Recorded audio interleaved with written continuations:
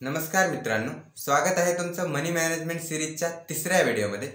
पहिला व्हिडिओ होता इमर्जन्सी फंडवरला, दुसरा व्हिडिओ होता हेल्थ इन्शुरन्सवरला आणि आज आपण बघणार आहोत टर्म इन्शुरन्स म्हणजे काय आणि तो घेण्यापूर्वी तपासायच्या 5 महत्त्वपूर्ण गोष्टी। एक लक्षात राहू द्या, व्हिडिओमध्ये मी कधी टर्म इन्शुरन्स तर कधी लाईफ इन्शुरन्स असा शब्द प्रयोग करेल।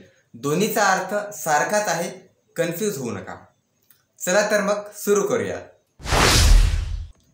टर्म इन्शुरन्स म्हणजे काय? टर्म इन्शुरन्स हा एक करार असतो नॉर्मल इंडिव्हिज्युअल व्यक्ती आणि इन्शुरन्स कंपनी या दोघांमधला।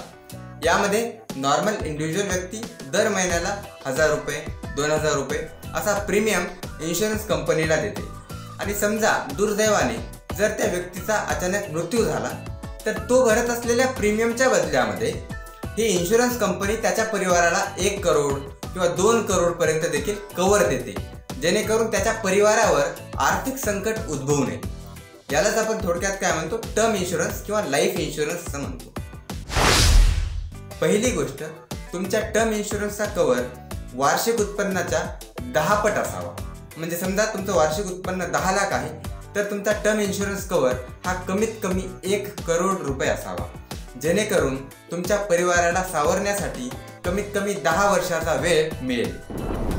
दुसरी गोष्ट आहे पेआउट मेथड।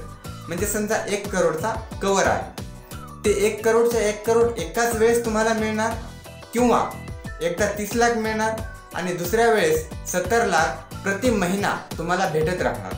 हे डिपेंड करतं तुम्ही कोणती पेआउट मेथड सिलेक्ट केली यावर। म्हणून टर्म इन्शुरन्स घेण्यापूर्वी पेआउट मेथडकडे लक्ष देणं खूप गरजेचं असतं। तिसरी गोष्ट आहे what is covered in your policy. म्हणजे बऱ्याच वेळा पॉलिसीमध्ये जे धाडसी खेळ आहेत त्यांना कव्हर केलेले नसतं। उदाहरणार्थ bungee jumping, car racing, bike racing, sky diving, paragliding, hiking यांना कंपनीने कव्हर केलेलं नसतं। ही गोष्ट देखील समजून घेणं खूप महत्त्वाचे आहे। चारों तरफ कोरा ही कोरा है बस। चौथी गोष्ट आहे चेक द टेन्युअर।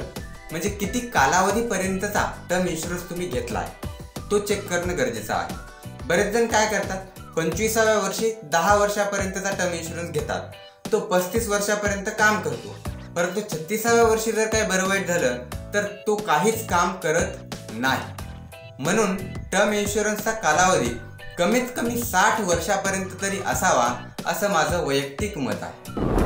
5वी गोष्ट आहे क्लेम सेटलमेंट रेशो। म्हणजे जेवढा जास्त क्लेम सेटलमेंट रेशो असेल तेवढी चांगली ती पॉलिसी असते। आणखी एक नोट सांगतो, डोंट हाईड युअर डिसीजेस।